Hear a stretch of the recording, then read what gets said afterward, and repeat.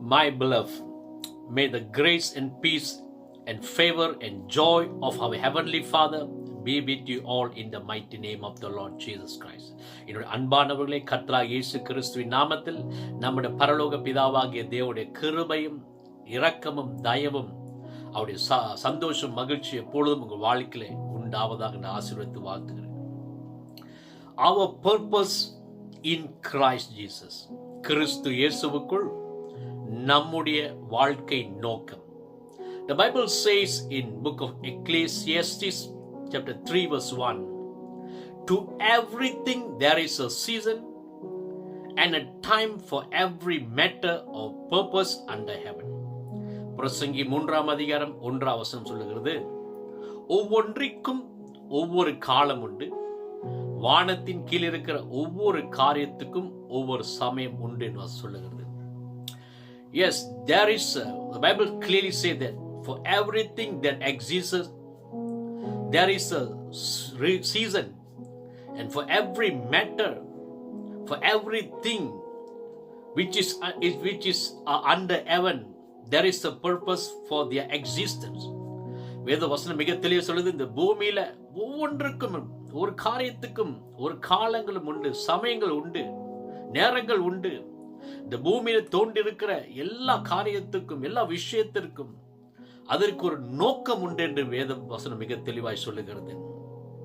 My beloved in Christ Jesus, the Bible also says in book of Ephesians chapter 2 verse 10, for we are God's own handiwork, his workmanship, recreated in Christ Jesus, born anew, that we may do those good works which God predestined, planned beforehand for us to taking parts which he prepared ahead of time, that we should walk in them. That means living the good life which he prearranged and made ready for us to live. என் அன்பானவர்களே, எபேசியர் 2ஆம் அதிகாரம் 10ஆம் வசனம் சொல்லுகிறது, ஏனெனில் நற்கிரியைகளை செய்கிறதற்கு நாம் கிறிஸ்து இயேசுவுக்குள் சிருஷ்டிக்கப்பட்டு தேவனுடைய செய்கையாய் இருக்கிறோம். அவைகளில் நாம் நடக்கும்படி அவர் முன்னதாக அவைகள் ஆயத்தம் பண்ணியிருக்கான்னு சொல்லுகிறது. My beloved in Christ Jesus, there is a great and wonderful eternal purpose for you and me, for everyone in this world who have been born again, who have been recreated in Christ Jesus. The Bible clearly said that we may do those good works which our God has already planned beforehand for us, taking part which he prearranged ahead of time, that we should walk in them, that we should live in the good life that God has prearranged and made ready for us to live. கிறிஸ்து காரியமே அன்பானே, வேதவசனம் மிக தெளிவாய் சொல்லுகிறது இருக்கு. இன்னைக்கு நீங்கள் நானும் இந்த உலகத்தில் மனிதனும் கிறிஸ்து இயேசுவுக்குள் எந்த நோக்கத்துக்காய் கிறிஸ்து இயேசுவுக்குள் தேவனால் சிருஷ்டிக்கப்பட்டிருக்கும், மறுபடி சிருஷ்டிக்கப்பட்டிருக்கும் என்றால், தேவன் தாமே நாம் இந்த பூமியில அவரை நியமித்து வைத்திருக்கிற அனாதி தீர்மானத்தின்படி வரைந்து வைத்திருக்கிற அவர் நோக்கத்தையும் நல்ல வாழ்க்கையும் கிரியிலும் நாம் நடக்க வேண்டும் என்று முன் தீர்மானிக்கப்பட்ட வாழ்க்கை நிறைவேற்றி அதை வாழ்கிறதற்கே நம் கிறிஸ்து இயேசுவுக்குள் சிருஷ்டிக்கப்பட்டிருக்கும் என்று வேதத்தில் மிக தெளிவாக அறிந்து கொள்கிறோம். Now the question for us is, why we are born? Why are we on this earth at this time? Why do we do what we do now? Now our why, the question why is our purpose, our reason for being.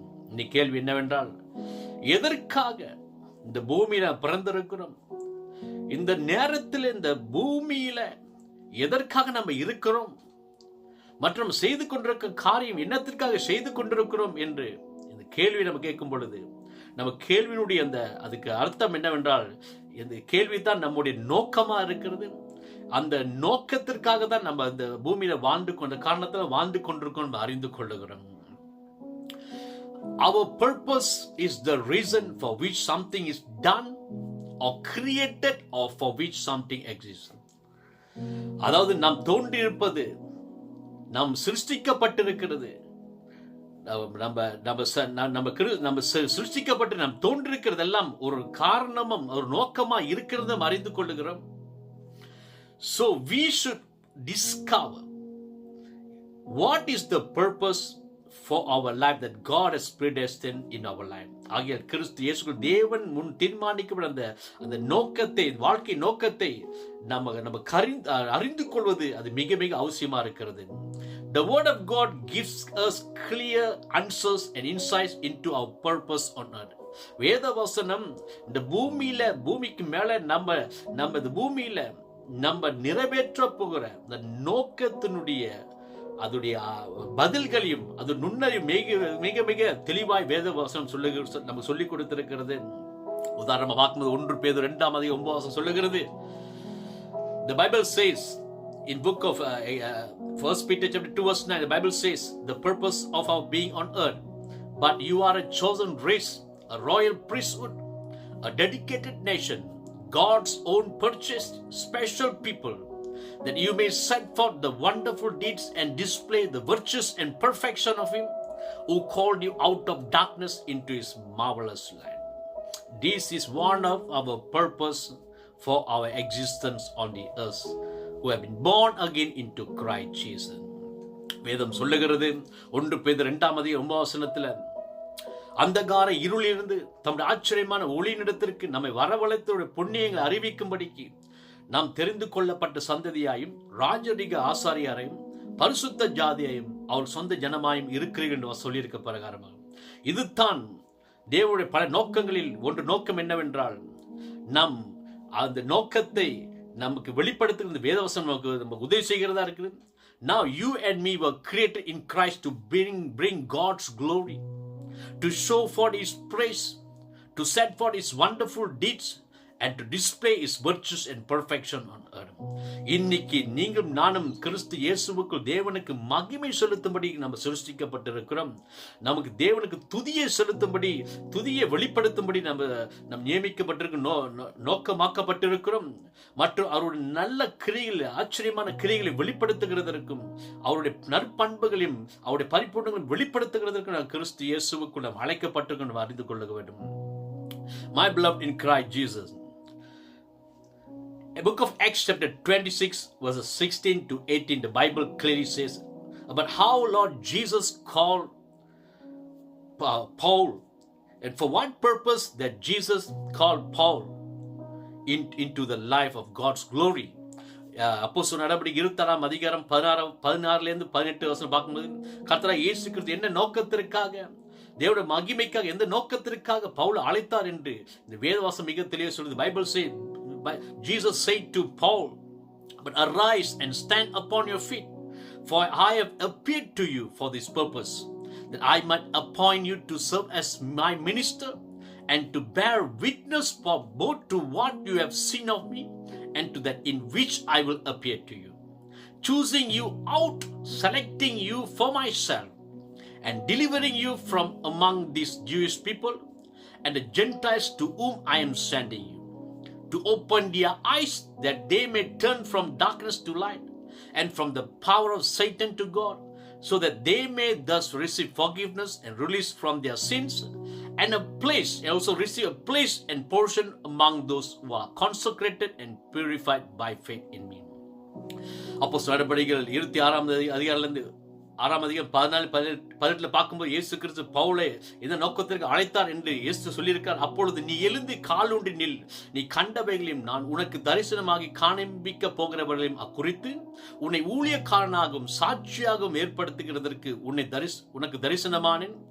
உன் சுய ஜனத்தாரிடத்தினின்றும் அந்நிய ஜனத்தாரிடத்தினின்றும் உன்னை விடுதலையாக்கி அவர்கள் என்னை பற்றும் விசுவாசத்தினாலே பாவ மன்னிப்பையும் பரிசுத்தமாக்கப்பட்டவர்களுக்குரிய சுதந்திரத்தையும் பெற்றுக் கொள்ளும்படியாக அவர்கள் இருளை விட்டு ஒளியிடத்திற்கும் சாத்தானுடைய அதிகாரத்தை விட்டு தேவனிடத்துக்கு திரும்பும்படிக்கு நீ அவருடைய கண்களை திறக்கும்படி இப்பொழுது உன்னை அவர்களிடத்திற்கு அனுப்புக என்று இயேசு கிறிஸ்து சொல்லியிருக்கார். My beloved in Jesus Christ, கிறிஸ்துக்கு அன்பானவர்களே, the Bible clearly say the purpose, for what purpose that Jesus called Paul for the kingdom of God.